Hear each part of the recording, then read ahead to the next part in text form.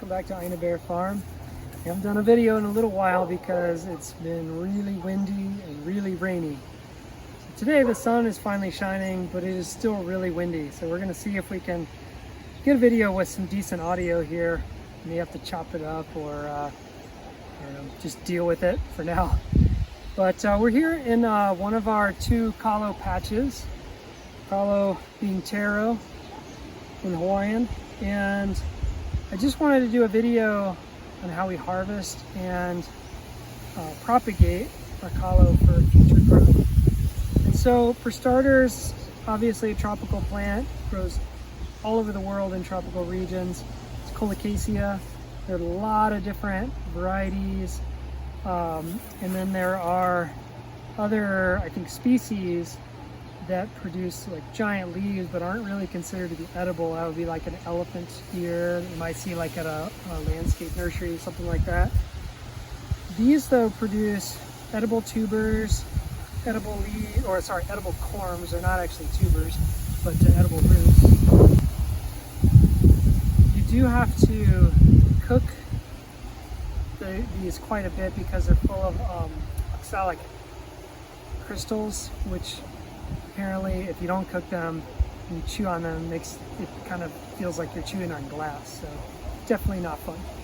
So you definitely have to cook them, but otherwise they are a pretty easy vegetable. We stuck these in the ground. We had a little baby, which is usually referred to here as huli. We stuck the huli in the ground about 6 months ago, and really haven't done much since then. We dug a trench, filled it with food scraps, and planted the huli along. This is a nice low spot on the property. It does get a decent amount of water kind of pooling. We have it irrigated with drip lines. This is a dry land variety Taro, Kalo. Oftentimes you'll see Kalo being grown in a wet padding, like you see rice, and that's because a lot of varieties of Kalo really like moisture. They just love sitting in the water. It's also a really easy way to deliver a lot of nutrients to the Kalo through the water. These, however, are dryland varieties, so we don't have them sitting in water all the time. However, pretty much no Kalo likes to dry out, so you do want to keep it evenly moist. Never really want to let it go too long without water. And so, also want to mention real quick, I'm definitely not an expert on Kalo.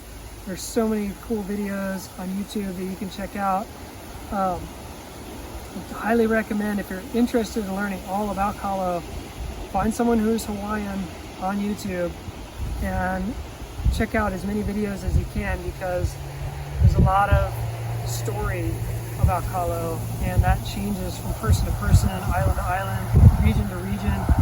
It's amazing information. There's so many different varieties, so many different flavors, colors, shapes, and there are so many people who have that incredible bank of knowledge. This is really my first time growing it. We actually grew some Kalo back in Maryland just for fun, and we ate it and it was pretty decent. But this is kind of our first trial run. These were gifted to me. I have at least 3 different varieties in this patch, and then at least 1 more variety in our garden. They're all dryland types though. But we're gonna dig them up, cook them in a few different ways, and just try out the different flavors. We can already see that the purple stem variety here has grown really well in this spot, as opposed to some of the smaller stuff over there. But who knows, when we dig that up, maybe the corms will be about the same size, maybe they'll be smaller but taste better. So it's all kind of an experiment at this point. Let's dig one up and show you what we're looking at underground. We're going to use just our garden tine, come about 6 inches away from the plant so we don't damage the corm. And we just go straight, more or less straight down, nice and deep. And then we just start to kind of pull back, let it come up. And usually we'll get at least a couple different angles.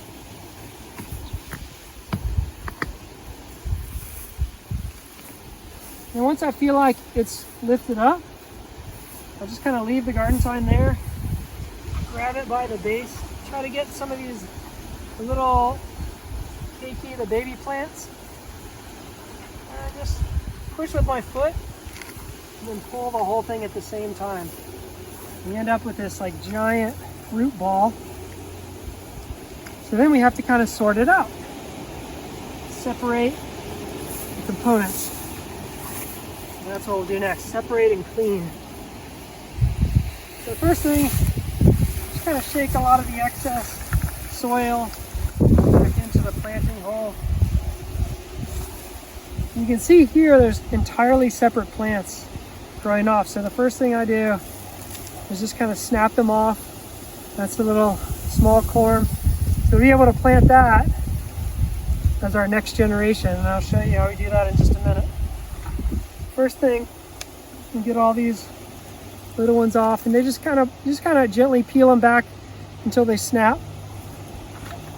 Try not to damage any of the stem of the plant.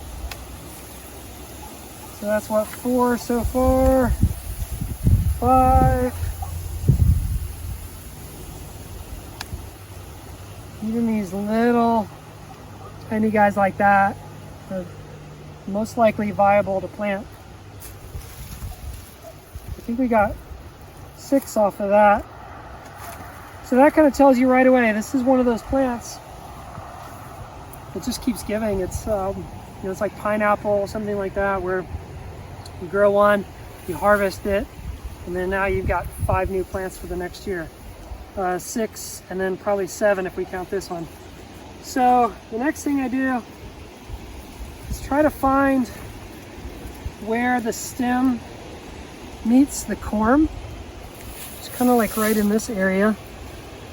And this, I haven't done a ton, so I'm not, again, an expert at it.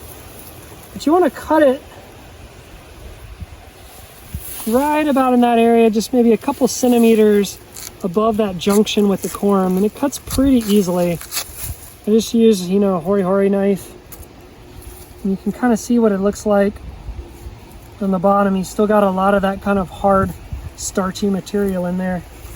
So then we'll take this. This is going to be our main huli to replant. Just peel back some of those. I kind of do that until they don't really come off easily anymore. And then we just slice through these bigger stems. And we'll use these leaves. So we'll be cooking these and wrapping these. We get a lot out of this plant. Okay, and then when you get down to the last couple, you have to start kind of being careful, because you don't want to cut through the new growth. Sometimes on a plant it's hard to tell, but if you look really closely, you can see where the new leaf will come out right here. So you want to cut above that. We don't really want to have this huli trying to support this whole leaf when it goes into the ground. And so we end up with something kind of like this. And you can peel back more of these if you want to, but this is pretty good. And we'll show you how we're going to plant that in just a minute. We'll come back to the corm for a second. The next thing we do, and this might differ depending on what your plan is for how you're going to process this or store it or whatever. We're going to eat these relatively soon, and so I just take the hori knife, kind of make slices. It's just sort of the easiest ways to clean it all up and leave all this plant material out here. I'll show you what we end up with here in just a second.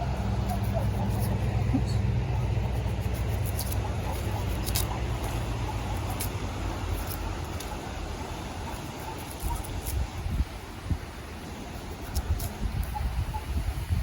All right, so we end up roughly with something like this. This one probably weighs, I don't know, maybe 3 or 4 pounds. It's pretty dense. And this is what you could steam pound it into poi. You can use it like you would a potato in all kinds of different recipes. This is the main high calorie, densely nutritious food source that comes from kalo. So this is kind of like the main thing we're after with these plants. A lot of uses. You make it into poi, it's fermented, so it's got a good shelf life. And then, you know, as with a lot of fermented foods, it kind of adds a lot of other beneficial bacteria, microbes, nutrients, things like that. So really cool plant, really cool food. A lot of people think poi is an acquired taste. I don't know, I really like it. And if you don't like it, you can still just use this like a potato and cook it in all other kinds of recipes. So really, really cool plant. I'm gonna place this to the side. Then I'll show you what we do with the huli. So we're just gonna, at this point, we're gonna take the main huli and replant it right back in the hole where we just harvested our main plant. So one of the reasons we can keep planting in the same place over and over and over again is because you keep adding nutrients, you keep adding organic material. So in this case, I've got a bucket of horse manure. It's finally broken down. So I'm gonna add that to the planting hole. And you want to plant kalo fairly deep. So I'm probably going to put this in to about here, 6 inches down or so. First thing, just add that horse manure. So that'll have some nutrients. It'll retain a lot of moisture in the soil. It will also keep some of that nitrogen in there. Just help to get our plant off to a good start. Just stick that down. Firm it up.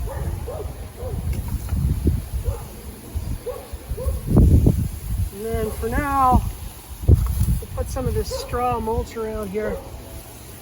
We do need to come back and add some extra mulch because you want that mulch to be really deep, really keep that moisture in. Spacing wise, the way that I learned was you just measure from your elbow to your fingertip. You're pretty close there. And then you want your rows a few feet apart. And then you end up with pretty good spacing. You end up with a decent sized corm there. But other people might do different spacing depending on what exactly their goal is. All right, now let's go down the other end of the patch and we'll show you what we're going to do with some of these other little plants, the keiki. All right. So I wanted to show you our trenches where we're going to be expanding the kalo patch to. So we dug this out a while ago. It's good to have it ready to go when you start to harvest so that you can immediately transplant your huli, get them into the ground. But they will last a little while if you keep them moist, but you can't keep them in water. They'll rot if you keep them in water. If you keep them in moist soil or maybe with a moist towel or something like that, they'll last a little while. But it's always best to just move them right away. So I think we have enough space to move all of our huli as we're harvesting. We've almost finished filling this entire row. So these are our trenches on both sides. And I'll show you, like I've got a bucket of food scraps here. We dug down about 6 inches. So right here is going to be where one of the huli is going to go, which means I put the food scraps right next door. This is just, you know, fruit stuff, coffee grounds, vegetable scraps, occasional like toilet paper roll, cardboard, that kind of thing. So we take that and then we pile the soil up over it. And that'll start to break down. Add a little bit of straw on top of that. Just keep the moisture in. So I'll add a little bit on the other side too here. Get rid of some of these weeds.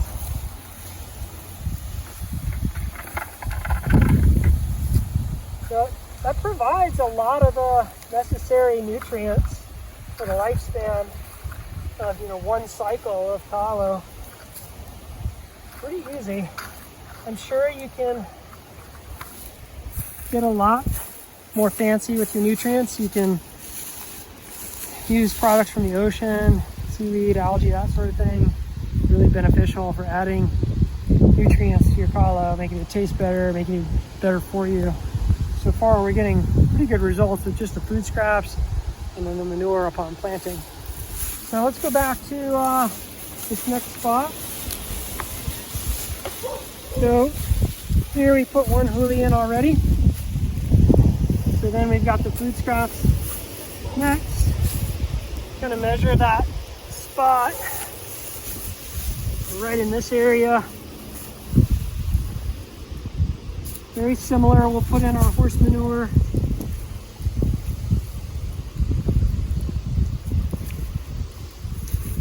Just kind of mix that in with the soil a bit.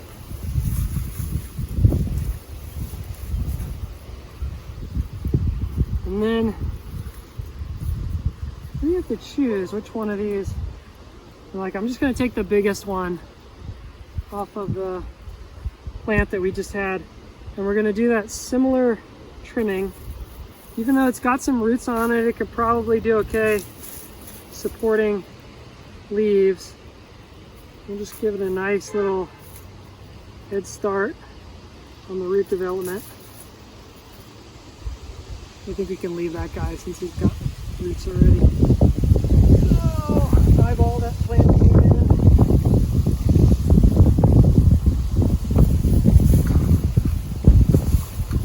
Trench. It's also good to let these trenches kind of fill in over time as the plant grows. They sort of design it that way, like it'll naturally erode into the trench as the plant gets bigger. You don't have to like really bury it right away. All right, so that's the whole process. So we're gonna come and harvest quite a few of these purple stem today, and then fill up the rest of the patch, cakey, and then we'll come back for the other variety.